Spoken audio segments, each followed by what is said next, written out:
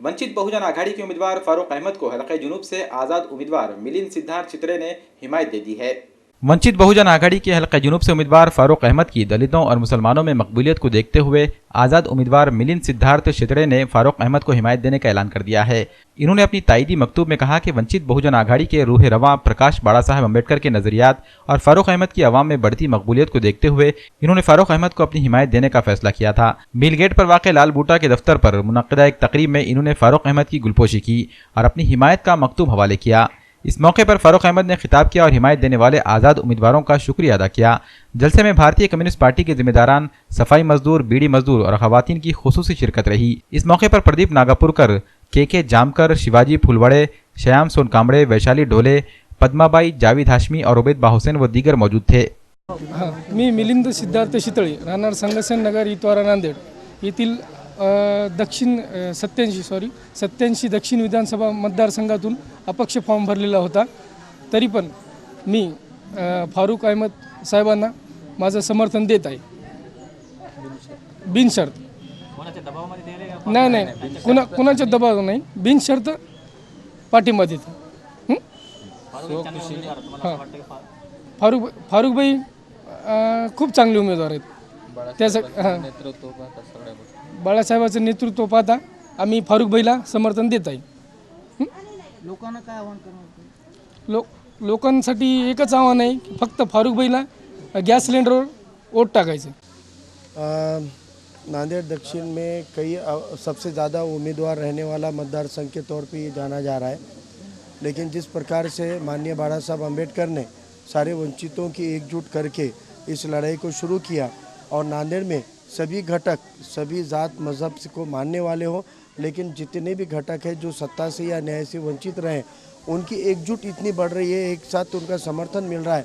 और विभिन्न संगठन और राजनीतिक दलों से, जैसे हमने आपको बताया जमाते इस्लामी का सपोर्ट मिला है, भारतीय कम्युनिस्ट पार्टी का सपोर्ट मिला है, जनता दल वालों ने सपोर्ट कहा है और ऐसे कई संगठन हैं जो खुलकर सामने आ रहे हैं, उनके सपोर्ट मिल रहा है। तो ऐसे वक्त में जो हमारे भाई हैं, जो हमारे विचारों के करीबी हैं, लेकिन उनको अपनी महत्वाकांक्षा के लिए, अपनी कोशिश के लिए उनको भी अधिकार था चुनाव लड़ने का, उन्होंने फॉर्म भरा।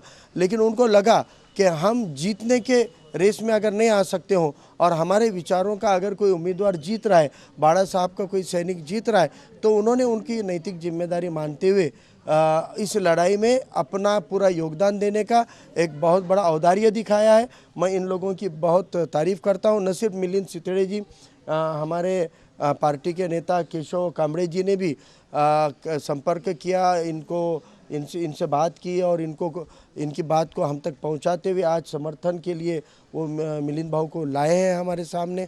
तो मुझे लगता है कि ये कोशिशें किसी एक व्यक्ति के समर्थन में नहीं है, ये एक संवैधानिक शक्तियों को बचाने वाले आंदोलन के समर्थन में इनके प्रयास है।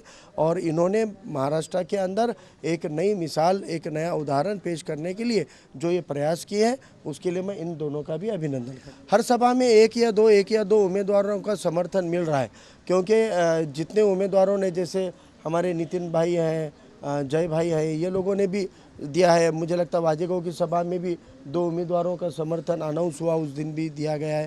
तो है, लेकिन अब कुछ लोगों का जो साजिश होती है ना राजनीतिक दलों की, वो ऐसे महत्वाकांक्षी अच्छे चरित्र के लोगों को मिसगाइड करते हैं और मिसगाइड कर चुनाव के मैदान में उतारते ज़रूर हैं, लेकिन उसके पीछे उनका जो हेतु होता है वो इन लोगों को ताकत देना नहीं होता है।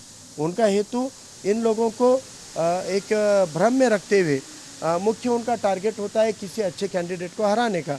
और मुझे लगता है कि अभी मिलिंद भाऊ को लगा कि अपन रेस में आकर जीतने के क्षमता में नहीं आ पा रहे होंगे, तो बाड़ा साहब के उम्मीदवार को हराने का पाप अपने माथे पे न लगे, एक अच्छे कार्यकर्ता को हराने का अपने मन को बुरा न लगे, इसलिए मिलिंद भाऊ ने खुद होकर स्वयंस्फूर्त बिना कंडीशन के प्रयास किए। केशव भाऊ को मिले, मुझको फ़ोन किया और कहा कि भाई हमको समर्थन देना है, तो मैं इनका स्वागत करता हूं। तो सुबह का भोला शाम लौट आता है, तो उसको भुला नहीं कहते, उल्टा उसकी इज्जत बढ़ जाती है, उसके प्रति आदर बढ़ जाता है कि उसने बाड़ा साहब के कैंडिडेट को न हराने देने के लिए जो कुर्बानी दी है, अपने जो फॉर्म भरने का वगैरह जो भी खर्च वर्च किया है, वो उतना खर्च उन्होंने अपना एक डोनेशन या योगदान समझा है बाड़ा साहब के इस आंदोलन को, तो मैं इनका बहुत अभिनंदन करता हूँ।